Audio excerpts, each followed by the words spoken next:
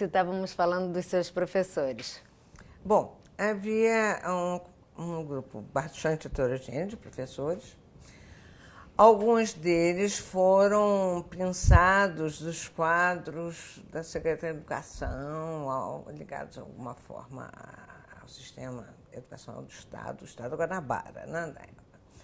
Então, e pessoas que, me parece, não tinham muito a vinculação com a área do design, especialmente um, que eu já me citei o nome, Eurialo Canabrava, que era um filósofo, e que era para nos dar aula durante o curso inteiro.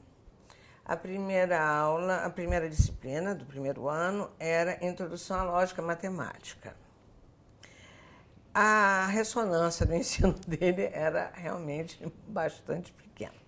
E do segundo ano em diante era a pesquisa operacional, que é um sistema de planejamento que pressupõe um conhecimento profundo de matemática, que também não era um pressuposto que os alunos da ESG cumpriam. Então, era uma aula assim, um pouco equívoca, que ele falava coisas que ninguém entendia também, e ficava um pacto assim, meio curioso, né? Mas ele também não estava muito interessado, ele gostava de falar das coisas que diziam respeito à vida dele, aos interesses dele e tal. Havia pessoas instigantes, como o Décio Pinhatari, né, que era de São Paulo e estava vinculado ao movimento do happening, da poesia concreta, enfim, uma mente fervilhante, né, e de questionamento estético que era muito empolgante, né? Por outro lado, havia professor de antropologia, José Bonifácio, que ele se debruçava sobre os índios chicrins, que a gente também não conseguia captar muito o que ele estava, onde ele queria chegar com aquilo. Estava o link, né? Enfim, havia todas essas coisas que às vezes eram interessantes, às vezes não tinham o menor interesse, e pessoas que vinham também com uma proposta de profissão muito inovadora, né? Como os professores de projeto que eu já citei, né? Então, eram pessoas que estavam trazendo para o Brasil um modo de se inserir dentro de uma produção de lógica industrial com uma outra abordagem, né? Então, seja na área gráfica, seja na área de planejamento de produto industrial.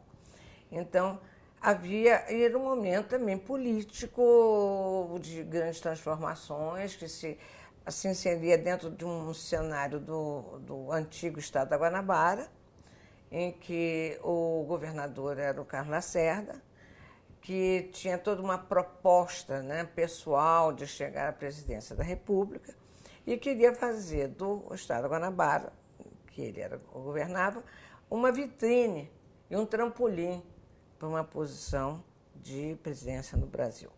E ele, efetivamente, a despeito de, politicamente, eu não me alinhar à ideologia do Lacerda, que era muito vinculado aos interesses norte-americanos, né?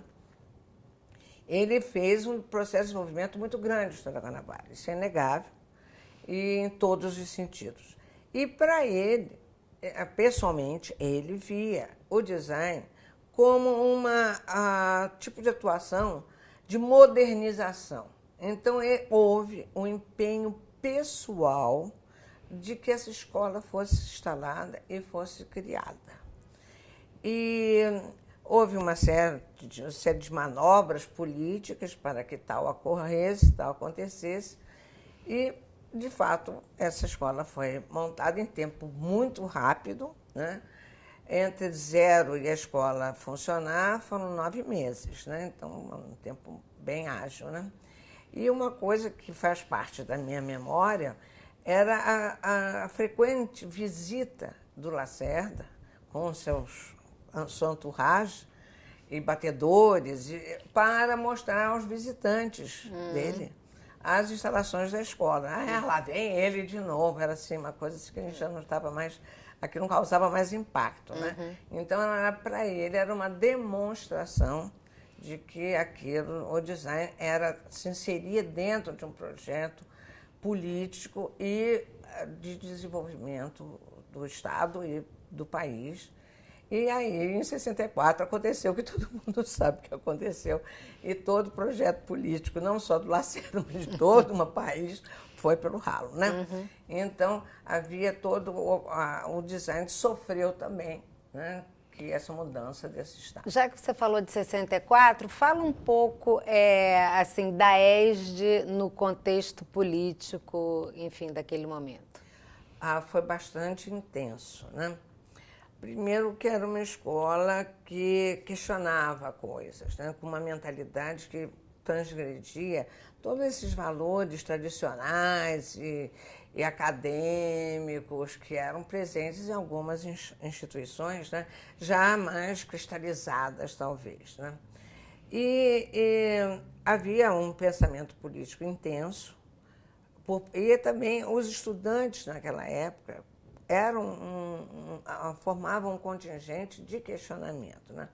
Então, a escola teve vários de seus alunos, né, participando do movimento político. A direção da escola teve uma atuação muito grande no sentido de proteger os alunos. E apesar de uma localização bastante inusitada, porque a escola se situa em frente ao batalhão da Polícia Militar, né?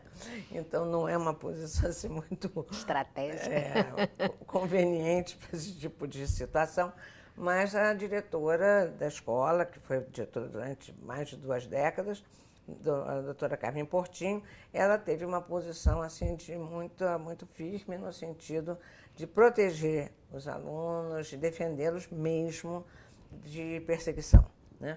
E alguns alunos foram, a despeito de qualquer coisa, foram perseguidos, foram torturados, tiveram que sair do país, enfim, tiveram as consequências do regime que nós vivemos aqui no Brasil, né? Mas a escola teve esse espaço de frescor. E, por outro lado, por uma contingência que também eu não sei te relatar a origem dessas casualidades, não sei qual foi, apareceu na ESG um equipamento, a moviola. A moviola era um trambolho no qual se montavam filmes. Então, lá foram montados os filmes do cinema novo brasileiro. Isso eu não sabia. Não sabia. Nós transitávamos com Glauber Rocha, com Jabor, enfim, todos eles eram figurinhas carimbadas, né? Que ficavam, essa moviola, ela ficava instalada onde, na minha época, era o dormitório acadêmico, né? Que era na gráfica ali, em cima ao lado da gráfica, embaixo, onde atualmente é o laboratório de informática, né? Então, a gente via pelo chão, né, aqueles pedaços, né, dos arquivos desses filmes todos, e transitávamos. A gente não só via montagem e conversava com as pessoas, e estavam aquelas, né? Jorge Down, aquelas pessoas todas assim, do cinema novo. Eu ignoro como é que foi para lá aquela moviola, que também, por artes do demo, desapareceu. E com ela todo mundo. Com ela todo mundo. Então, houve esse tangenciamento, né?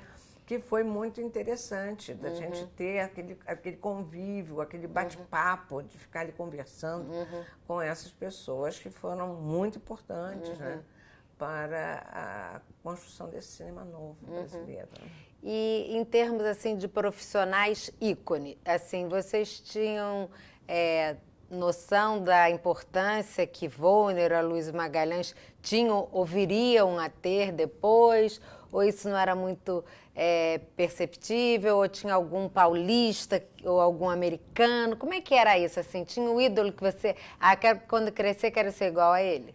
Bom, primeiro houve sempre uma certa rivalidade de Rio e São Paulo, né? Isso é histórico, em várias áreas, no design também, né? Então, eu como carioca da gema, né? A Luiz Magalhães ocupa um lugar de destaque muito superior àquele ocupado pelo Alexandre Wöhner, com todo o mérito que o Alexandre Wöhner tenha, né? Eu tive o privilégio não só de ser aluna, tanto de um quanto de outro, mas como a Luiz morava no Rio, e nós tínhamos um relacionamento muito fraternal, muito amigável, ele frequentemente me chamava para ver os projetos dele em andamento e eu subia aquela ladeira ali Barroso, com muito feliz da minha vida, para ver os trabalhos que ele fazia, que ele morava e tinha um escritório no Leme, né? Uhum. Então, eu acho que nós já percebíamos essa importância, como também o pessoal de São Paulo, Calduro, enfim, havia um outro contingente importante que a gente acho que já percebia que era uma nova linguagem. Algo de novo estava acontecendo, sobretudo na área de duas áreas. A identidade visual, né, que inclusive com toda a metodologia que foi adotada e foi implantada, criando, né, uma visualidade para as empresas, não só privadas, mas também as empresas públicas, né? E como também no setor moveleiro, que eu acho especialmente foi beneficiado com alguns nomes importantes, como Michel Arnaud, além do próprio Sérgio Rodrigues, que a gente já percebia que eram pessoas que iam dar um legado importante, né? Michel Arnaud era dono da Mobília Contemporânea, né? E também o fantástico Joaquim Tenreiro, né? Então eram nomes que a gente já percebia como sendo nomes que a gente iria se orgulhar para todo sempre. Lucy, escolhe mais uma musiquinha. Como nós falamos do golpe militar, apesar de você.